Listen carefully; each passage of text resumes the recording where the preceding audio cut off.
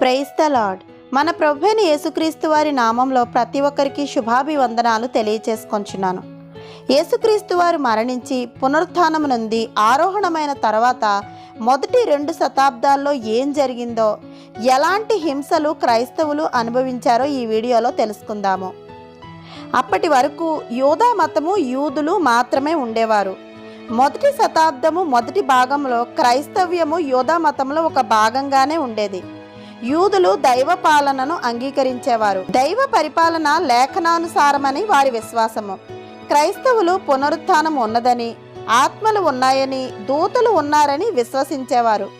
యూదుల్లో చాలా మందికి ఇలాంటి విశ్వాసం లేదు. యేసుక్రీస్తు వారే మెస్సయ్య అని క్రైస్తవులు బోధిస్తూ ఉంటే నిష్ఠ కలిగిన యూదులు దీన్ని వ్యతిరేకించేవారు.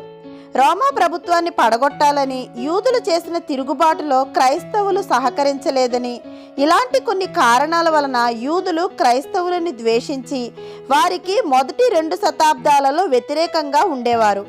ఇందులో భాగంగానే స్టెఫన్ని రాళ్లతో కొట్టి చంపారు. పేతురు, యోహాను వంటి భక్తులను చెరసాల్లో ఉంచడం జరిగింది. స్టెఫను మరణించాక సౌలు పౌలుగా మారి క్రైస్తవులను హింసించుట మాని యేసుక్రీస్తు వారి బోధలను ప్రజల్లో ప్రచారం చేశాడు. ఎన్నో పత్రికలు రాశాడు. క్రీస్తు శకం 66వ సంవత్సరంలో యూదులు రోమీలపై జరిపిన తిరుగుబాటులో రోమా సైన్యాధిపతి వెషేసియన్, అతని కుమారుడు టైటస్ యెరూషలేం దేవాలయాన్ని నాశనం చేసి సుమారు ఒక 10 లక్షల మంది యూదులను చిత్రవధ చేశారు. ఆ శ్రమలకు తట్టుకోలేక యూదులు అనేక ప్రదేశాలకు పారిపోయారు. క్రీస్తు శకం 132వ సంవత్సరంలో బార్ కొకోబా అనే యూదుని నాయకత్వాన మరొకసారి యూదులు రోమీలపై తిరుగుబాటు చేశారు. అయితే క్రైస్తవులు యూదులకి అప్పుడు కూడా సహకరించలేదు. మొదటి శతాబ్దంలో క్రైస్తవ్యం యూదా మతానికి వేరుగా ఉన్నట్లు రోమా ప్రభుత్వం గుర్తించింది. అయితే మత, రాజకీయ, సాంఘిక పరిస్థితులను బట్టి కాక వ్యక్తిగత అభిప్రాయాలను బట్టి చక్రవర్తులు క్రైస్తవులను హింసించారు. అలా క్రైస్తవులను హింసించిన వారిలో నీరో చక్రవర్తి మొదటివాడు. ఇతను నూతన రాజభవనాలను నిర్మించుకోవాలన్న కోరికతో రహస్యంగా నగరంలోని కొన్ని ముఖ్య భాగాలను తగలబెట్టించేశాడు. ఆ నేరాన్ని క్రైస్తవులపైకి నెట్టేశాడు. వారిని భయంకరంగా, క్రూరాతి క్రూరంగా హింసించాడు. ఈ హింసలను గురించి టాసిటన్ అనే రోమా చరిత్రకారుడు రచించిన గ్రంథంలో ఇలా రాశాడు: ఆనాటి క్రైస్తవులు శిలువలకు మేకుల చేత కొట్టబడ్డారు. అడవి మృగాల చేత, కుక్కల చేత చీల్చివేయబడ్డారు. రాత్రి వేళల్లో స్తంభాలకు కట్టిన క్రైస్తవులను తగులబెట్టి దీపాలుగా ఉపయోగించేవారు. క్రైస్తవులు ఈ హింసలలో గుంపులు గుంపులుగా నాశనం చేయబడ్డారు.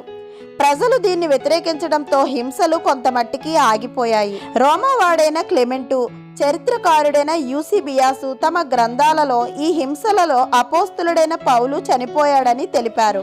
క్రీస్తు శకం 81 నుంచి 96 మధ్యకాలంలో పరిపాలించిన డొమిషియస్ చక్రవర్తి క్రైస్తవులను అనేక హింసలకు గురిచేశాడు.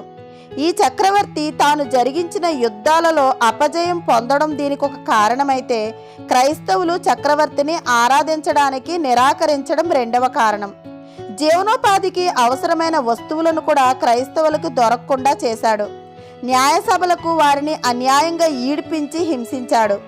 క్రైస్తవుల ఆస్తిపాస్తులను ప్రభుత్వం స్వాధీనపరుచుకుంది. క్రీస్తు శకం 96వ సంవత్సరంలో డొమిషియన్ హత్య చేయబడ్డాడు. క్రీస్తు శకం 97 నుంచి 117 మధ్యకాలంలో పరిపాలించిన ట్రేజన్ చక్రవర్తి, క్రీస్తు శకం 117 నుంచి 138 మధ్యకాలంలో పరిపాలించిన హెడ్రియన్ చక్రవర్తి, క్రీస్తు శకం 138 నుంచి 161 మధ్యకాలంలో పరిపాలించిన ఆంటోనియస్ పయస్ చక్రవర్తి, క్రీస్తు శకం 161 నుంచి 180 మధ్యకాలంలో పరిపాలించిన మార్కస్ అరేలియన్ అనే చక్రవర్తుల కాలంలో క్రైస్తవులు అధికంగా హింసించబడ్డారు.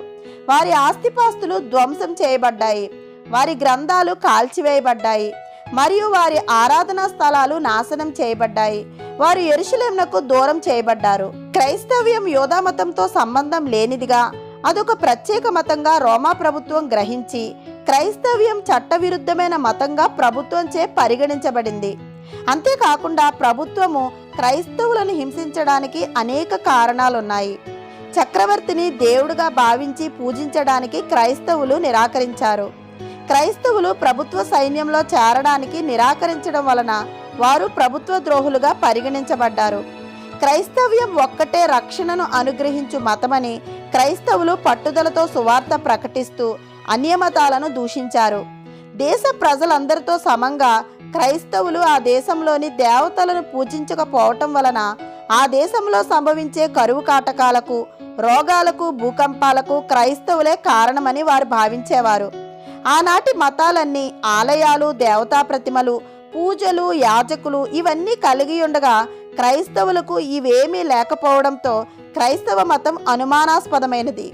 అలాగే క్రైస్తవులు ఆచరించు ప్రభురాత్రి భోజన రొట్టెను క్రీస్తు శరీరంగా, ద్రాక్షారసం ఆయన రక్తంగా భావించి తీసుకోవడమనే ఆచారము క్రైస్తవులను నరమాంస భక్షకులని భావించడానికి కారణమైంది.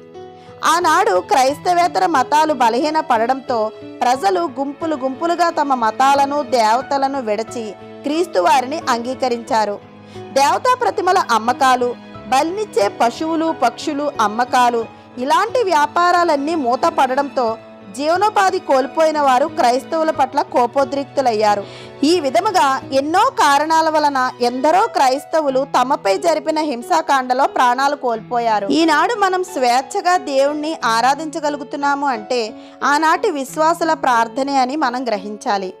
మన ప్రభువైన యేసుక్రీస్తు వారి కృప మనందరి జీవితాల్లో సమృద్ధిగా ఉండాలని ప్రార్థిస్తూ ఆమెన్. దేవుని మాటలు మీకు నచ్చితే లైక్ చేయండి, సబ్స్క్రైబ్ చేయండి. దేవుని మాటలను అనేకులకు షేర్ చేయండి. ఇంకా పరిశుద్ధ గ్రంథంలో అనేక అంశాలను మనం ధ్యానం చేసుకోవడానికి కావలసిన దేవుని కృప నడిపింపుల కొరకు మనందరము ప్రార్థిద్దాం. ఆమెన్.